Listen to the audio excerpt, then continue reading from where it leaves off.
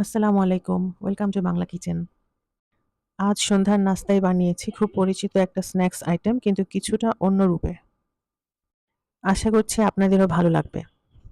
চুলায় প্যান বসিয়ে তাতে ২ টেবিল চামচ সয়াবিন তেল দিয়ে দিচ্ছি মাঝারি সাইজের একটি পেঁয়াজ কুচি।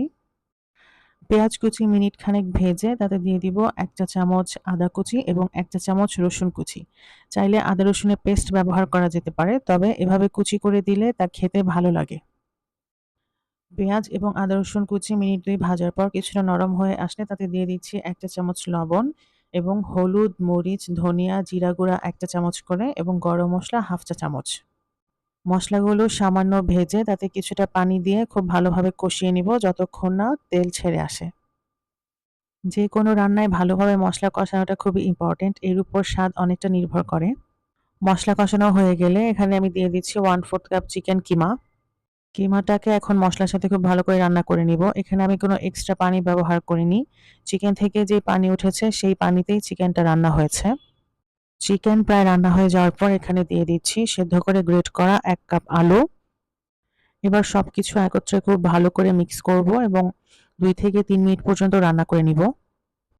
মোটামুটি ৩ থেকে ৪ মিনিট ভাজার পর যখন অনেকটা এই অবস্থায় আসবে তখন দিয়ে দিচ্ছি কিছু ধনিয়া পাতা কুচি এবং কাঁচামরিচ কুচি। ঝালটা যে যেরকম পছন্দ করে সেরকম দিয়ে নিবেন।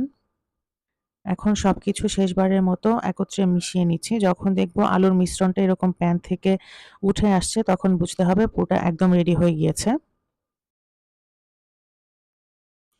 এখানে আমি রেগুলার স্যান্ডউইচ ব্রেড ব্যবহার করেছি।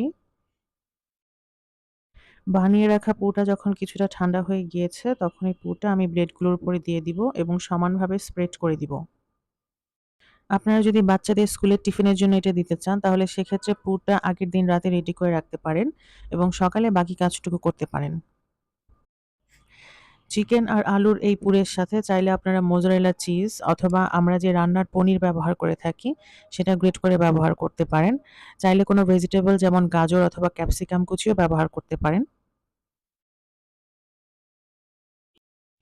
একটা প্লেটে ২ টো ডিম ভেঙে নিয়ে তাতে সামান্য গোলমরিচ গুঁড়ো দিয়ে ভালো করে ফেটিয়ে নিচ্ছি।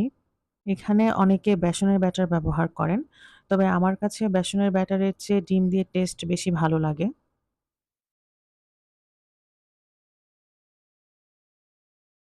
পুর লাগিয়ে রাখা ব্রেডগুলোর ২ পাশে আমরা খুব সুন্দর করে এই ডিমের ব্যাটারটা লাগিয়ে নিচ্ছি এবং এবার এগুলোকে আমরা প্যানে অল্প তেল দিয়ে ভাজবো।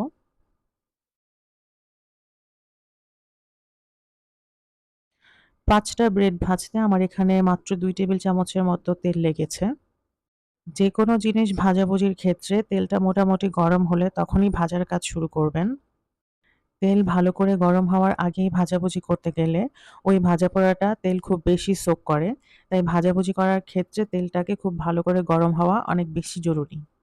প্রতি সাইড ভাজার জন্য মোটামুটি ২ থেকে ২.৫ মিনিট সময় লেগেছে এবং যখন এরকম গোল্ডেন ব্রাউন কালার হয়ে এসেছে তখন আমি ব্রেডগুলোকে তুলে নিচ্ছি। বিকালে নাস্তায় অথবা বাচ্চাদের টিফিনে এরকম ১ স্লাইস ব্রেড খেলেই পেট ভরে যাবে। এরকম একটা স্ন্যাকসের সাথে ১ কাপ কড়া লিকারের চা থাকলে সন্ধ্যায় আর কি লাগে? ভিডিও ভালো লাগলে লাইক, কমেন্ট, শেয়ার এবং ফলো দিয়ে পাশে থাকবেন। ধন্যবাদ।